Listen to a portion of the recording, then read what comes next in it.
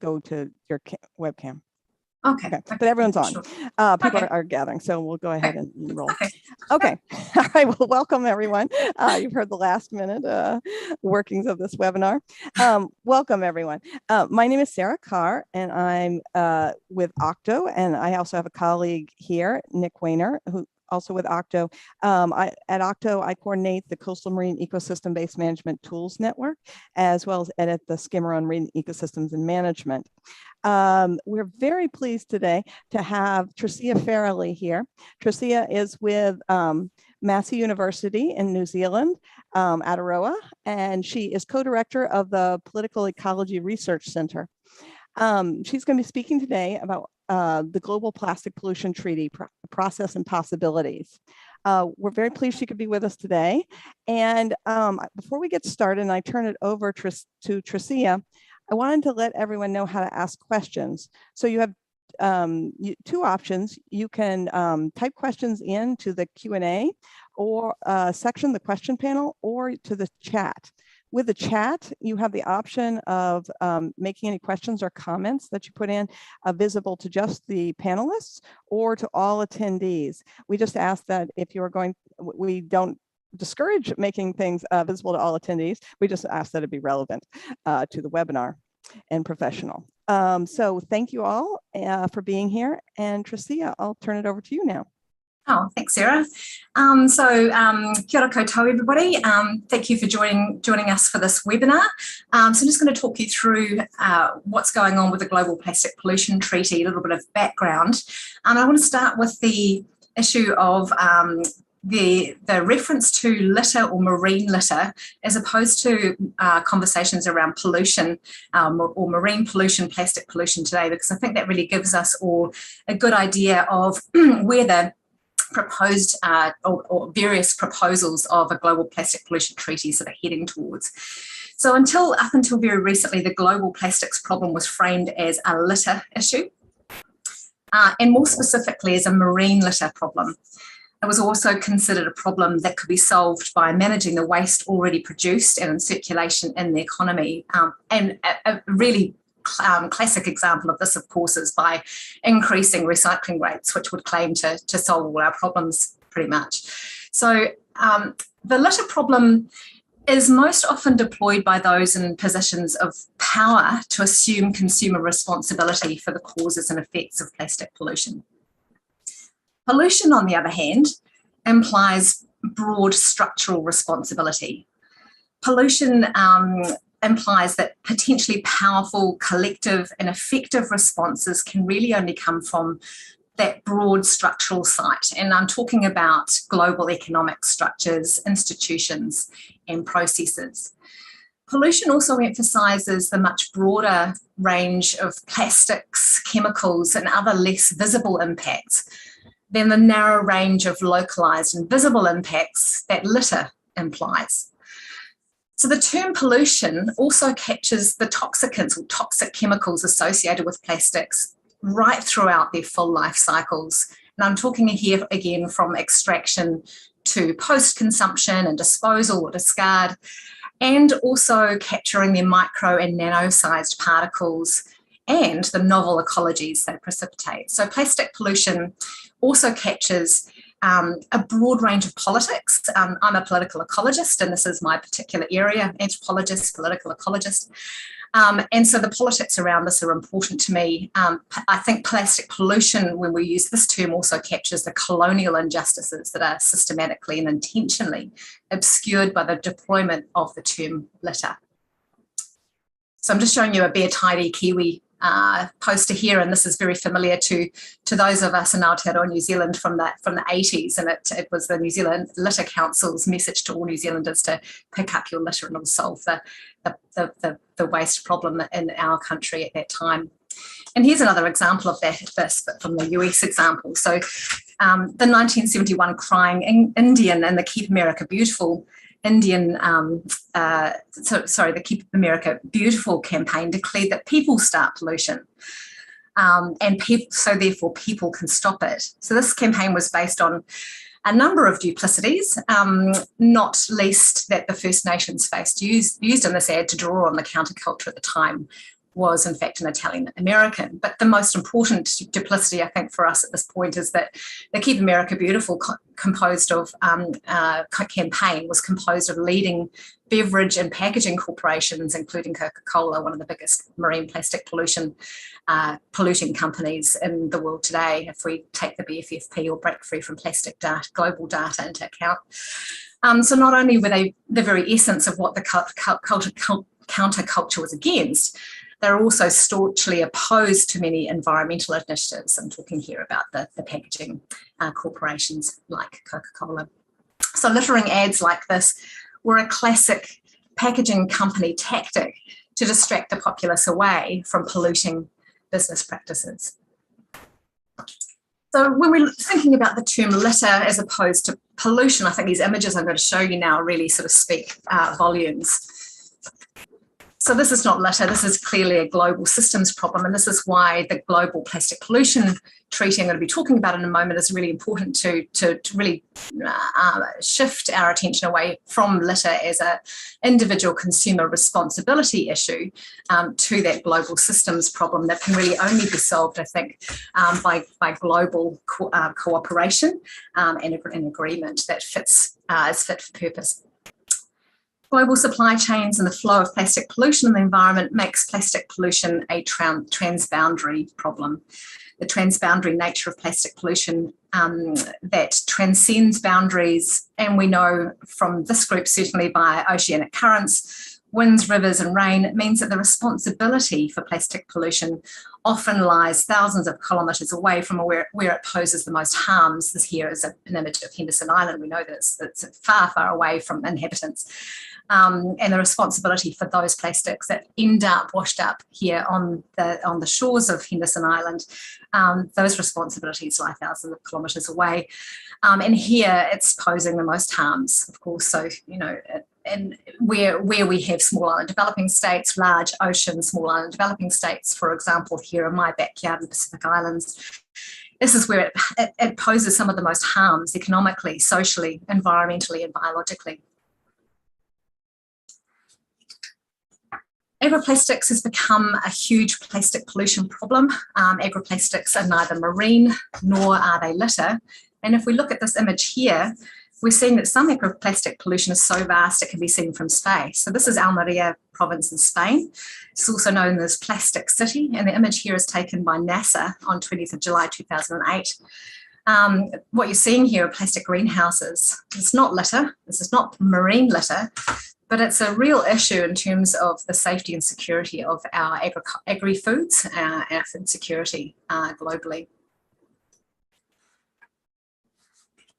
Many of the discussions around what we now are referring to more often as plastic pollution were framed as, you know, really, again, just dealing with recycling or waste management. We need to improve recycling, we need to improve waste management, and this is, you know, again, going to be the panacea for our plastic pollution problems. However, you know, and this is framed around litter as well initially.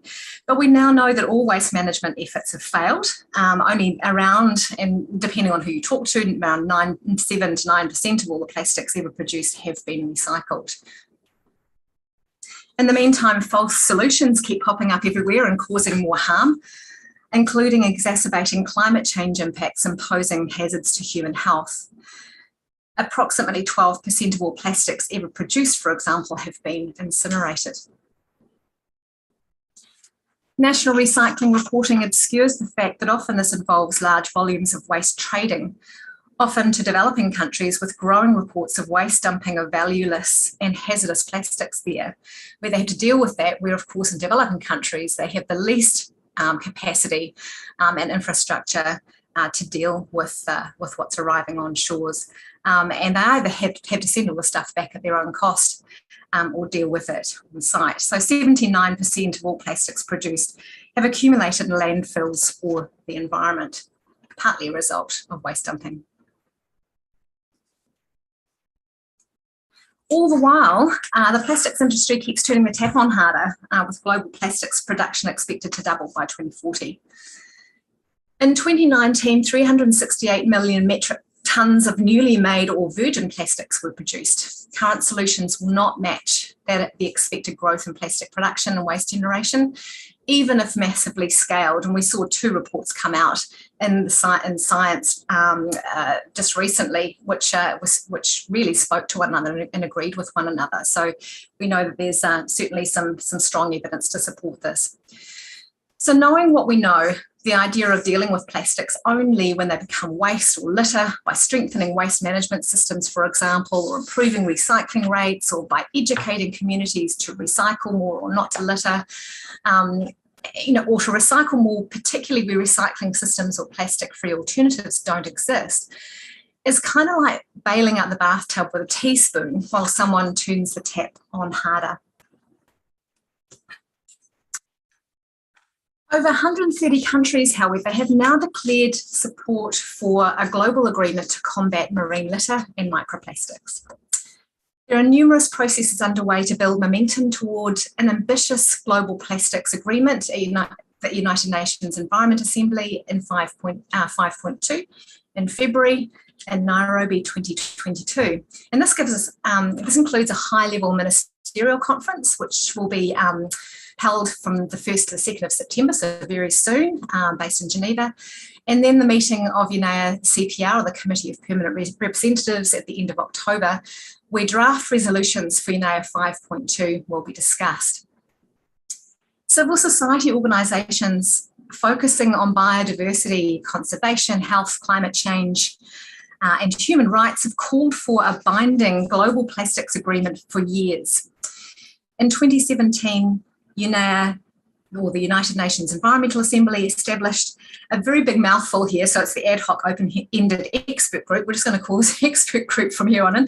And this expert group worked on marine litter and microplastics specifically to discuss options to address plastic pollution at a global level. The expert group maintained that the status quo was not an option. In May 2021, Peru and Rwanda announced that they would table a resolution at the UNEA meeting in February 2022 to establish an intergovernmental negotiating committee to start developing a plastic pollution treaty. So there's lots of questions, certainly early on in the game at UNEA, about, why do we need a new standalone agreement? Why can't we just work with what we have, build on what we have, and make connections with what we have? Well, there's some very good reasons for not doing that and for having a standalone agreement. Most agreements are restricted to marine litter, again, going back to the beginning of this presentation, especially sea-based sources. Yet plastics are produced on land, plastic products are manufactured on land, and plastics are recycled, buried, burned, and otherwise managed on land. In addition, many of the current global instruments related to waste and plastics are voluntary and non-binding. Current approaches, and particularly voluntary ones, have proven insufficient and haven't been able to scale up to the scale of the problem. Consequently, it is necessary to ramp up efforts and take ambitious, legally binding and collaborative action. Many agreements focus on waste management, as I've said, but are weak on the design and production phases. Design is particularly important when we realise that 27% of plastics that are produced are theoretically recyclable, but there's a big difference between theory and practice. So while 27 are theoretically recyclable, only around 9% are actually recycled in practice. In addition, virtually all plastics produced contain chemicals that are hazardous to human health, particularly those hormone mimickers or endocrine disrupting chemicals that are very dangerous at extremely low doses. And we're talking here about measuring the risk to health in parts per million or parts per billion. In addition, no current agreement aimed at addressing plastic pollution individually nor collectively deals with the absolute full life cycle of plastics, which is what we absolutely need now. This is an image here from the Centre for International Environmental Law's report on plastics and human health. And this, I think, helps us to think about the full life cycle of plastics. So as I say, a new internationally legally binding agreement is needed that addresses this entire life cycle of plastics, from extraction of raw materials to legacy plastic pollution. That's the stuff that's in the environment already, and perhaps we need to remove that and move it to a place that is less harmful. This full life cycle approach must capture the links between plastic pollution, climate change, human health, and also human rights, which is quite often forgotten in some of these discussions. Just targeting the full life cycle of plastics allows for a more equitable distribution of the costs and benefits of relevant actions across the global value chain. It's not only civil society organisations that have been campaigning for a treaty. A large coalition of major companies also favour a UN treaty on plastic pollution. This, what I'm showing you here, is an image of the World Wildlife Fund, Ellen MacArthur Foundation, and Boston Consulting Group's joint business call for UN member states to support a treaty. An ambitious, legally binding global agreement is needed to prevent direct and indirect discharges of plastics into the environment. The agreement should be based on the precautionary approach and recognition of irreversible impacts of plastic pollution on ecosystems, climate, humans, and livelihoods. The agreement would need to address weaknesses and gaps in current global agreements. We need upstream solutions. Preventative measures should be prioritised, including fostering reuse, refill, repurpose, and repair. So there's been a number of proposals for the architecture for such a global plastics convention or treaty agreement. This one here comes from the Environmental Investigation Agency. They've proposed 4 pillars here: monitoring and reporting, plastic pollution prevention, coordination, and financial and technical support. This is a start and strengthen approach. This is something that was proposed some time ago and has been built on over the last few years. This here is an image from the our recent Science article that was published in Science. I think it was just last month, showing the core goals of a plastic agreement, what that might look like, and here indicating the 3 core goals of the proposal from that paper, which I'm going to talk you through just now. So a really effective way of aiming at preventing the flows of plastic pollution into the global economy is through the application of caps on virgin plastics and product, but also product units, and to incentivise safe alternatives. I just want to talk very quickly about the product units. I think it's really important to put caps on product units rather than on volumes and weights, because what has happened, it's been a bit of some perverse outcomes of regulation around of not looking at units where producers lightweight each unit instead and just simply produce more. So that's just something I just wanted to add there while I remember. So this idea of capping is an approach modelled after the Montreal Protocol and the Paris Agreement. The aim is to work towards phasing out fossil fuel-based virgin plastics as much as we possibly can. Exemptions might be granted, however, for example, for essentials like medical supplies, and for absolute other essentials for which no safe and plastic-free alternatives exist. The goal would be reached through a start and strengthen approach, first targeting the most problematic types of plastics that are difficult or impossible to recycle and for which alternatives can be easily applied. The agreement will need measures for phasing out or ultimately banning products using virgin plastics, either virgin or recycled unnecessary plastics. That is when safe, affordable and environmentally benign alternatives exist, and to foster the development and use of those alternatives. It's around us incentivising, I think, too. It's around policy incentivising innovation. There are many existing national and regional policy approaches on which to build and expand. For example, the EU's Single-Use Plastics Directive follows the example of other states, including African and small island developing states, and bans a range of throwaway products. We need to acknowledge that there is currently no known 100% safe circular economy for plastics because of the makeup of current plastics that we have, the kinds of additives that we find in plastics, and the persistent organic pollutants or POPs that they currently absorb, and the invasive species they can carry. However, we can make our economy safer by eliminating hazardous substances in the product design as well as the economy design. For example, designing durable plastic-free products for reuse and refill systems and other alternative delivery systems. These also eliminate substantial volumes of plastic pollution and should be prioritised ahead of recycling. Measures to achieve these goals of increased reuse and reduced plastics flowing through the economy will help transform the value chain of plastics, bring competitive advantages to producers and retailers, create jobs, and provide health benefits to consumers, workers, and ecosystems.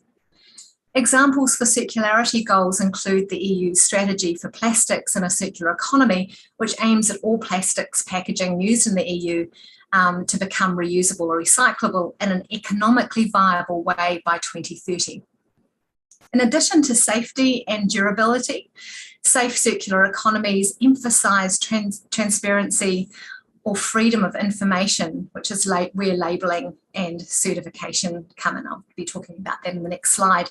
But essentially the end goal is to continuously diminish the size of the global circular economy for plastics and to make these as safe as possible in the meantime. So freedom of information and transparency can be achieved by labelling, certification schemes, and harmonised definitions, informing everyone about things like recycled content, recyclability, biodegradability, compostability, safe reuse, and so on and so on. Methods and standards should be developed for tracing plastics and plastic products as well.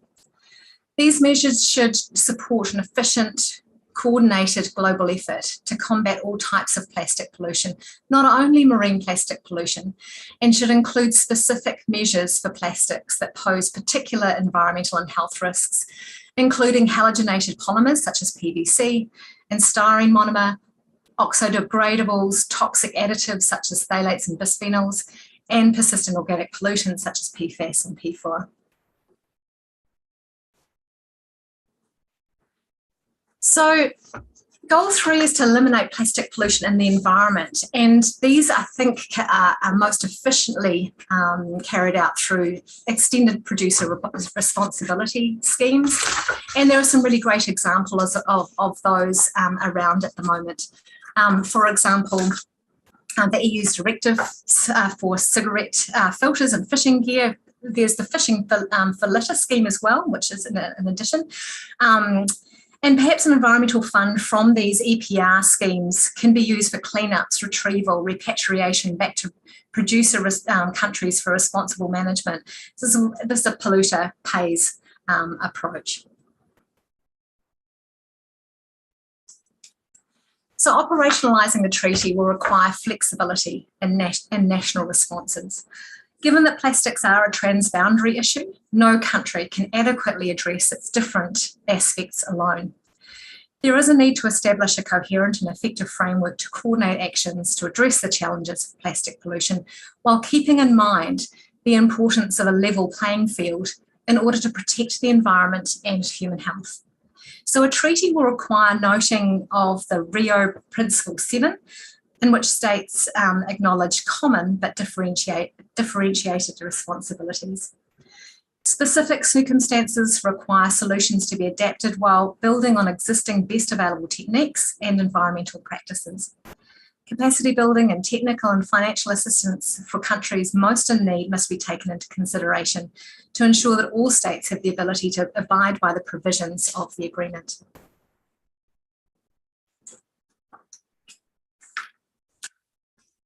In addition, so the national plastic pollution prevention plans are really what we're talking about here at national level. Again, this is that start and strengthen approach whereby we don't just wait for a treaty to happen. It's probably going to take around about 7 years from February 22, if in fact that is agreed. And we do have an international negotiating committee at UNEA 5.2. So at national level, these are the sorts of things that can start now and will be strengthened through that treaty. So includes describing how countries will meet the core goals for national plastic pollution prevention plans to include ambitious and measurable targets. Horizontal policy coherence. This is where we're talking about ensuring that all policies and legislation, policy frameworks and legislative frameworks in each country speak to one another, they're coherent and they're integrated, and that all environmental policies and legislation refer to plastic pollution. The plans will include targets, baselines for indicators, implementation and timeframes, harmonised monitoring methodologies, and it includes harmonised definitions. So we're all speaking about the same things. They will reflect increasing levels of ambition over time, so they don't stay static. This is a very dynamic landscape, and so the plastic pollution prevention plans will need to reflect that shifting landscape. Certainly as new evidence as science is developed. Regular reporting from governments to the Secretariat, including meaningful qualitative and quantitative data, and a national implementation authority. So a long-term perspective should be taken in developing strategies that avoid path dependencies, regrettable substitutions and leakage, and insofar as possible, environmental trade-offs. Again, this comes back to, for example, the lightweighting of plastic products, where units should be measured instead and quantified. So the Secretariat can use the national plastic pollution prevention elimination plans and reporting to then to feed into a global report or global reporting. And this global reporting can then be used in the following ways. It can be used for iterative to report back, to the performance of how countries are going or how globally we're doing back to our member states. We need to increase or ensure transparent compliance systems through this reporting system. The reporting will deal with cases of non-compliance as well, including non-reporting, for example, and state countries' right to prohibit imports of plastic products from non-compliant parties due to unacceptable risk will be part of that of the compliance process through this reporting.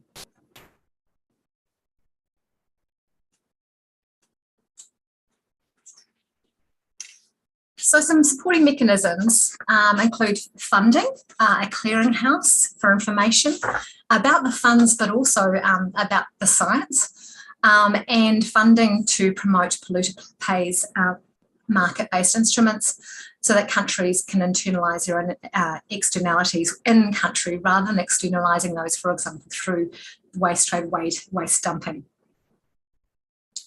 So in terms of the funding and additional support for developing countries, this could be done through a dedicated funding mechanism, and it could be based on mandatory contributions. This could be done by our country's capacity to pay approach, as per the Montreal Protocol. And the market-based instruments we're talking about here through the polluter pays approach.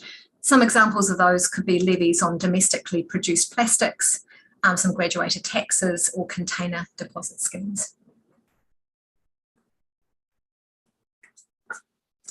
So plastic pollution is a complex matter and all the intricacies can't be contained in a treaty. So what we need is a framework that's flexible enough to evolve and adapt again with the constantly shifting plastic pollution landscape. We'll need a governing body to convene the contracting parties to adopt decisions, annexes and protocols where necessary. These would include technical standards and guidelines on design and production, reuse, recycling, disposal and retrieval. A subsidiary body would be needed for scientific and technical support, including defining criteria for the safe circularity of plastics and developing and facilitating the use of harmonised methodologies for data collection. The science policy interface should support the transfer of knowledge between expert communities and policymakers. This global authoritative scientific mechanism will also have the mandate to elucidate an economic, social and environmental impacts. However, I just want to emphasise here that it's important to note that while economic, social and environmental impacts may require further qualifications, available information that we have now are more than enough to ascertain that the costs of not doing anything, the cost of inaction at this point, including environmental damage, biodiversity, significantly exceeds the costs of action against plastic pollution, or the cost of action in order to carry out this framework that we're talking about here. A stakeholder engagement mechanism to facilitate non-state and subnational action to support the agreement will also be needed. The treaty will require urgent collaborative action from all governments, and I've talked about this a number of times but in this presentation, because it's really important that we get action and collaboration from everybody, from governments, from industry, from civil society, and all levels as well, from multi-scales of governance, from local, national, regional and international levels. This will also enhance synergies with other relevant existing multilateral environmental agreements and frameworks.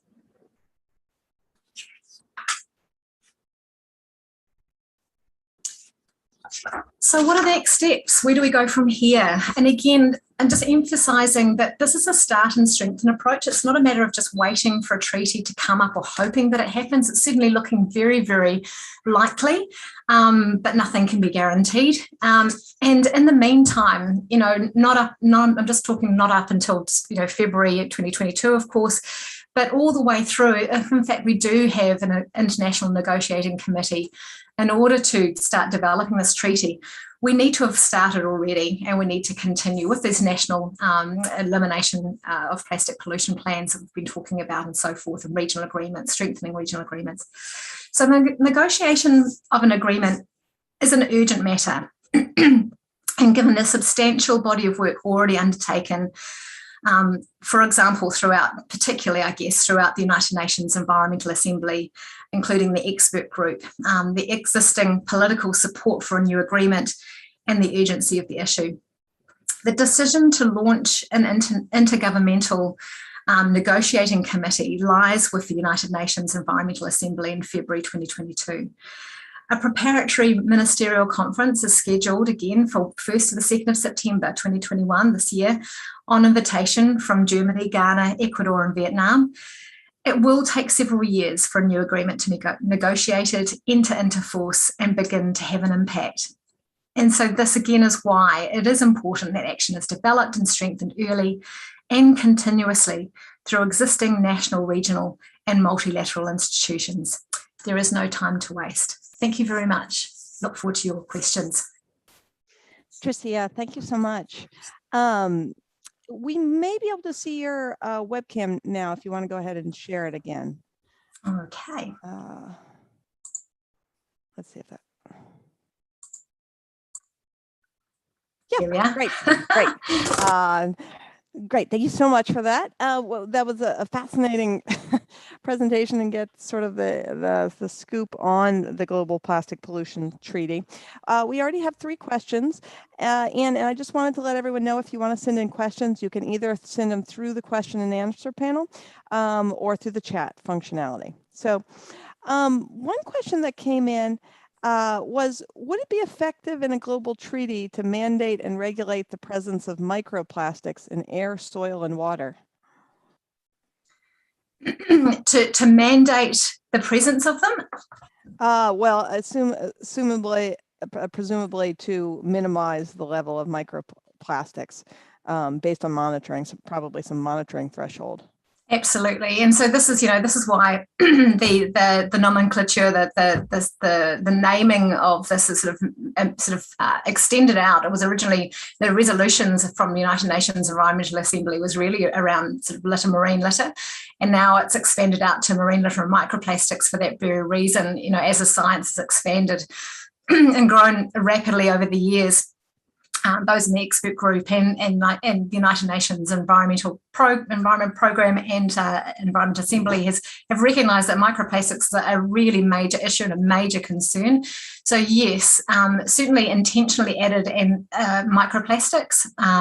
You know, we're seeing regulation, restrictions, legislation popping up all over the place on restricting intentionally added microplastics, cosmetics and that sort of thing, but also now more hopefully, I think, in the larger volumes of intentionally added microplastics, primary microplastics and things like marine paints, industrially added microplastics to abrasives and so on. So the answer to that is definitely yes, not only intentionally added microplastics, but also secondary plastics, the microplastics that pretty much all plastics become eventually break down into. And I guess that's why when we're sort of looking at the architecture for this Global Plastic Pollution Treaty, we needed to go straight for the top of the pipe, right from prevention to stop all plastics breaking down into the microplastics in the environment, because we know that once it gets into the environment in these tiny little pieces, it's almost impossible to do the work at the tail end when we're talking about legacy plastics and retrieval. I mean, that's really, particularly in developing countries that don't have the high enough technology and their wastewater systems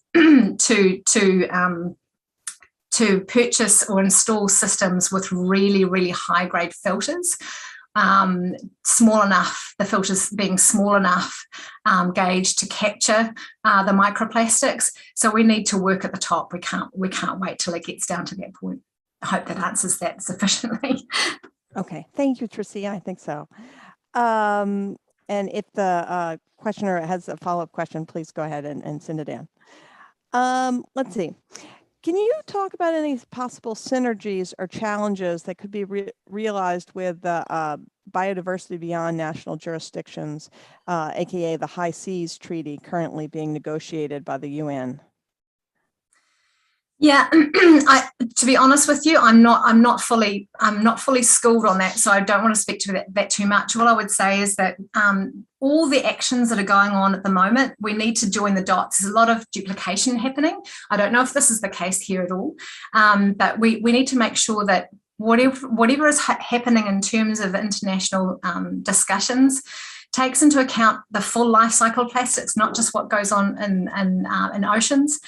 Make sure that we're garnering, commitments and that we're sharing information right across the board to everybody that needs to be involved. A lot of the work we've been doing recently is around Indigenous communities and the fact that we actually don't have enough Indigenous representation. That may or may not be an issue there. In those sorts of discussions, we've been talking a lot about waste colonialism. That's a term that you'll no doubt, if you haven't already heard, pop up a lot. So, yeah. Okay, thank you, Trisia. Let's see, there was a question, writing from Hawaii, where we feel marine debris affects very hard. I would like to see Hawaii more involved in the treaty development and implementation. How do we get more involved?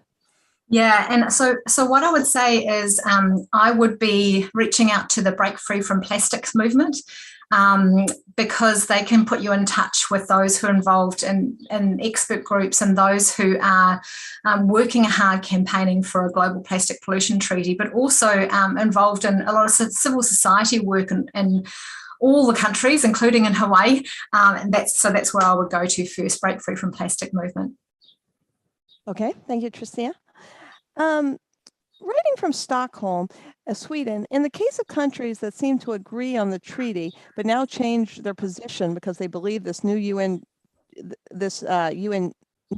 treaty will just diversify the international aid and end up being like duplicating the work and effort, but not the funding, and take many years of implementation to make a positive impact at global scale, such as in the case of South Africa, which was in the news last month. Is there a mechanism to pass this treaty, even if some countries that play a big role in plastic production and waste don't support it? Yeah, I'm not sure how that works, because the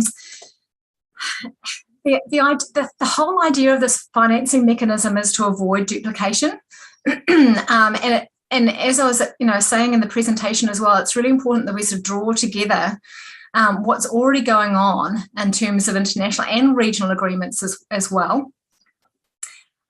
and strengthen those through this new treaty rather than duplicate and diminish. I mean, a treaty has to be, I mean, United Nations Environmental Assembly, it comes around consensus. And from my experience, what happens is in closed room negotiations, there's a lot of negotiating of text right down to, you know, every last sort of sentence.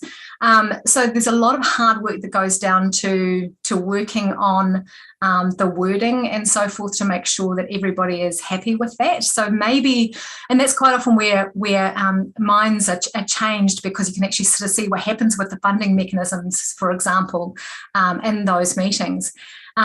So I'm not sure if that necessarily answers that question, but I guess what I'm saying is that the treaty aims to avoid crossover, to avoid duplication, to streamline, to ensure that that all of the agreements and their funding arrangements are coordinated, rather than because as we recognise, it's that the problem with those agreements and funding mechanisms at the moment is they're not really speaking to each other very well right across the full life cycle of plastics, whether it's marine litter or otherwise.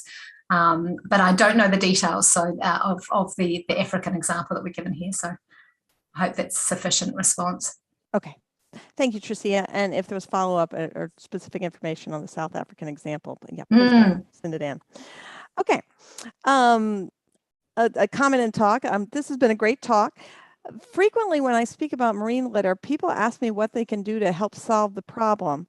I try to take the spotlight away from individual responsibility, but struggle to give practical advice about how individuals can support or demand actions from governments. Do you have any advice on this? Yeah, I think civil society action is what has got us to this point where we have the potential for an intergovernmental negotiating committee. And so it requires bottom-up as well as top-down action. There's a lot of excellent work that's going on right at the very most local levels. And so while my concern is around the whole, too much responsibility on individual consumer responsibility, as I was mentioning in the beginning of my presentation, collective action is what is needed to change those broader global structures, those most powerful structures that are essentially stopping us from living our healthy, environmentally and socially ethical selves. I mean, I use the example of going into a supermarket and trying to shop plastic free. I don't know about where you all live, but certainly where I live in Palmerston North, it's almost in Aotearoa, New Zealand, it's almost impossible to provision for a large family, particularly if you're on a low wage, without going to lots of different shops to try to go plastic free. It takes a lot of extra effort and it takes a lot of extra carbon. And so the idea, I think, really is for civil society to keep writing letters, walking in the streets as we've done here. We've had, we've had protests and we've had letters and submissions to government and put the pressure on in order to change our national legislation and policy, which has been somewhat successful in our country, and I can see it happening all over the world. So for me, it's around it's about community effort. It's about building a community and ensuring that policymakers and those who have the power to make the change at a broader structural level are aware of what the concerns of citizens are. So citizen science is also a really powerful tool, a localised tool. It's something that's also used here. We've just, I think, recently or in the process of feeding back more data to the Break Free from Plastic Movement's global audit, brand audits. So these are some good ways. There's plenty of things you can do. I think we have environmental anxiety is real, particularly in the time of COVID. And one of the best ways to reduce that anxiety is to know you can do something about it and you can do something about it. and we need hope around everything at the moment, including around plastic pollution.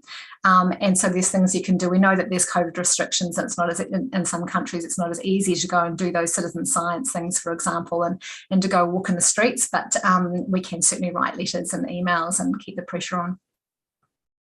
Okay, thank you, Trisia. I'm sure that's a question a lot of people have. There's a question that came in. Has the idea of mandating a minimum level of land-based waste management within countries? MARPOL Annex 5 mandates no dumping into the ocean, but is there something like that for dumping on land or in rivers? Not that I'm aware of, no. And there should be no dumping in rivers, on land or in rivers either. And this is, and this raises a difficult question. We have, talk a lot about prevention, but we already have all of this plastic already in the environment. And so we're talking now with the Pacific Island region, what do you do with all the stuff that's already there? Because literally the plastic comes into the Pacific Islands and it never leaves, it just stays there. So what do we do with that stuff? Because it's there still. And it's not a matter of dumping in there necessarily, it's just that there's nowhere to put it. Running out of land space for landfill. The water table is very shallow, so anything that's buried, will eventually get into the water table if it hasn't already. And with increased storm surges and more extreme weather patterns through climate change impacts, particularly in the Pacific Islands where, there's a lot of low-lying atolls. A lot of these landfills are situated right on beaches and coastal areas. And so the access for these failed landfills to coastal areas, to marine ecosystems, it's very proximate, it's right there. So what do you do? And this might be going off topic a little bit, but, one of the suggestions is that, if producers are profiting from exporting their products to the Pacific region and the products are going in and they're not taking them out, then perhaps that should be legislated, perhaps through extended producer responsibility schemes, through reverse logistics. Perhaps companies should be retrieving those legacy plastics, removing them from the environment safely as much as possible. Of course, we've talked about microplastics already and how difficult it is, and if not impossible, to remove those from the environment at that point. But certainly meso and macroplastics, and to remove those from the environment and repatriate those back to the source of production for more responsible management of those plastics. So, an answer to your question, no, is the answer, as far as I'm aware. But certainly sounds as though, we need to be dealing with things both at prevention and management at the end, and certainly dumping as well, land and sea. Okay, and one of our attendees posted that there's the UNEP Global Program of Action to protect the ocean from land-based activities, but it's fully voluntary rather than mandatory, and consequently has had limited impact to date. Yeah, and that's the thing. I think this is it. We've got, as I was saying, there's lots of agreements, there's lots of regional agreements and really good regional agreements as well. At least in the intention, but these haven't been working. We know they haven't been working because we're in the situation we are in now with plastic pollution, and it's not a good position to be in.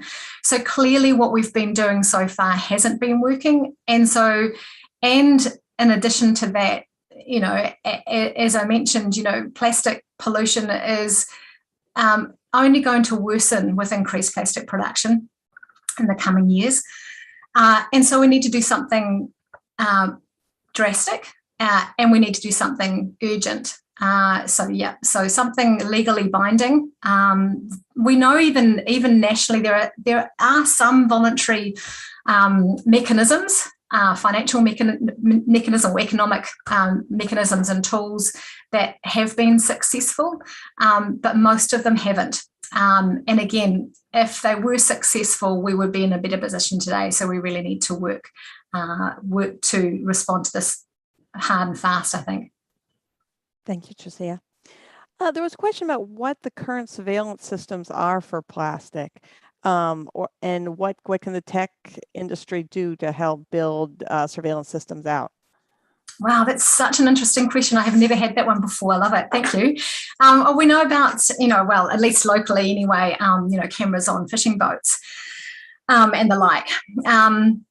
That can be very expensive, particularly, and again, this comes back to the fact that not all countries are on an even playing field in terms of their capacity, capability, particularly financially, technically, to be able to respond in those sorts of ways. In New Zealand, my understanding is that through policy, we're going to require cameras on all fishing boats. That's something that I think is being phased in at the moment. But then again, how that works is going to be interesting too. So we've heard some successes and failures from trials around this. I don't know about the others who are attendees here, whether or not they've seen some similar successes or perhaps some challenges that we could learn from. But certainly surveillance, it's another big question, isn't it? Depending on which country you come from and which position you take, what position you take on surveillance. I know sort of in New Zealand here, the general response is that surveillance should be very, very limited. But again, I think it comes down to how effective and efficient, what are you surveilling? How are you using the material? How are you using that information? How does society feel about that? Who has control of that information and and expense, resources and expense? There's a whole lots of things that come into this, but I'd be really interested to know more about what others are doing in that space. Okay, thank you, Trisia. There's a question, very interesting. Who is the primary beneficiary of this treaty? Is it countries who are currently receiving disproportionate levels of plastic waste? Is it marine life, human safety? The depth and clarity of science on these issues is very different, very mixed in some cases. And that mix could present major public national engagement challenges if one or two well-established beneficiaries are not made clear. Yeah, it's a really, really good point. And for me, it's, the whole political ecology approach. It's around, equity, and it's about equal engagement, fair and equal engagement, transparency of information, ensuring that the resources are equitably distributed and that everyone has a say on not only on access and distribution of resources, and access to a safe and healthy environment as a human right, but also around who gets to have a say. And that includes who gets to define the problem, who gets to define what is legitimate knowledge and science and information. And I'm talking here back to the waste colonialism work we're currently engaged in. Māori community have their very long-standing, have developed knowledge, practices, innovations in the way that they relate to connect with their environment, marine and otherwise. And so it's really important to acknowledge different knowledge systems as well. It's something that I haven't seen a lot of through the United Nations Environment Assembly process. I was part of the United Nations Scientific Advisory Committee on Marine Litter and Microplastics, and that was something that we acknowledged was also a gap in the work that we're doing.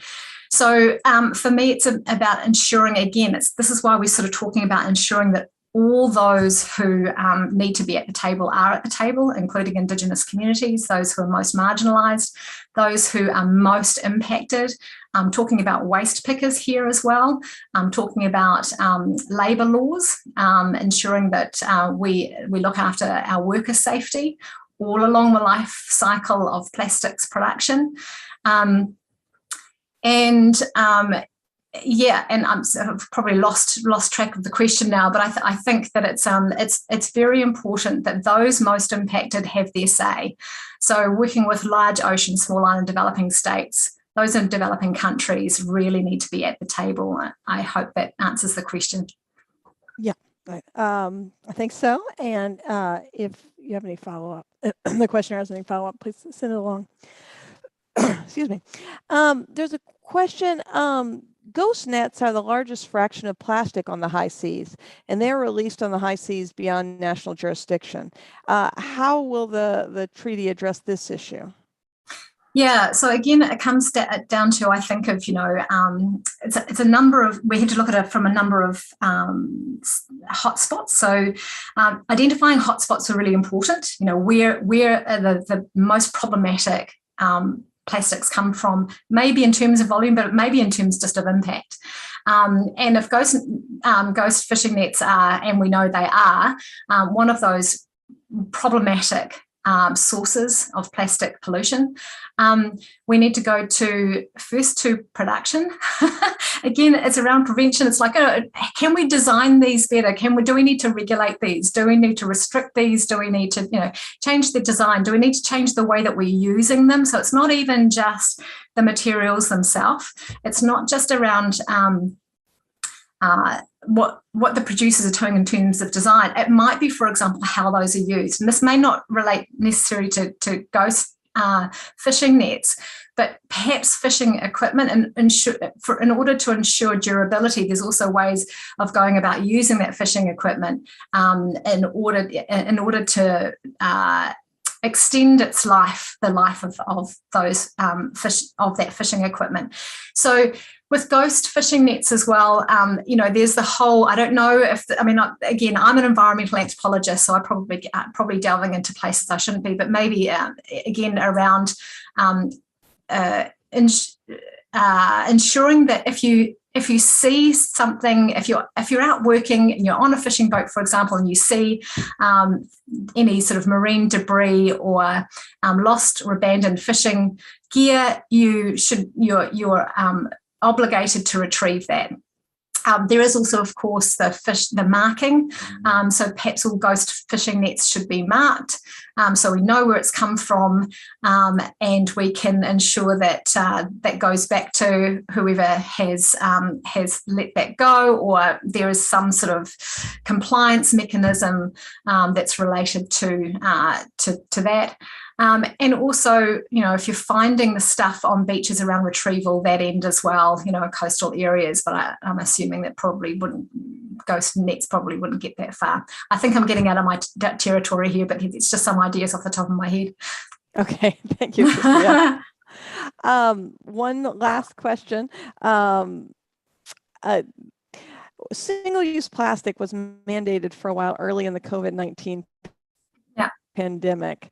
Yeah. How can we get back to reduce, reuse, recycle while focusing on preventing the spread of future viruses, or somehow separate these issues in a credible and accessible way? No, that's a really good question.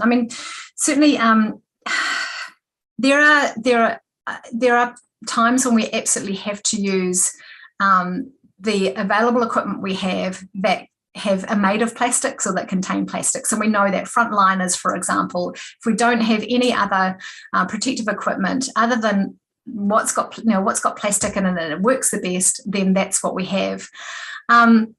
However, there is the argument that if we're not a frontline worker, if we don't absolutely have to use that sort of equipment, there are cases for reusable, washable face masks, for example. There may be the argument that a lot of the plastic-based single-use protective equipment is unnecessary, so we need to look at that. Also in Aotearoa, we were literally just stopping all plastics recycling. Again, the science hadn't come out. We didn't really know what was going on, and we're starting to learn, or we're hoping to starting to learn from Europe, for example, around different systems for ensuring that we can still maintain recycling, but doing it in a safe way for everybody. So I think there are safe first systems that we could put in place, and that we need to work towards more of those. I also, and systems including reusables, but reusing in safe ways. There's a lot of research that's come out since COVID around reusables and refillables, and how we can maintain, but also strengthen those systems to avoid single-use plastics while ensuring that we are all safe. So I encourage people to look into that research. Okay, thank you so much, Trisia. And to everyone, thank you so much for your active participation in this webinar. We're really sorry we couldn't get to all the questions. I will be providing them to Trisia so she can see them that you asked it, though. But we really appreciate everyone's participation and sort of furthering the cause of a global plastic pollution treaty and the interest in it.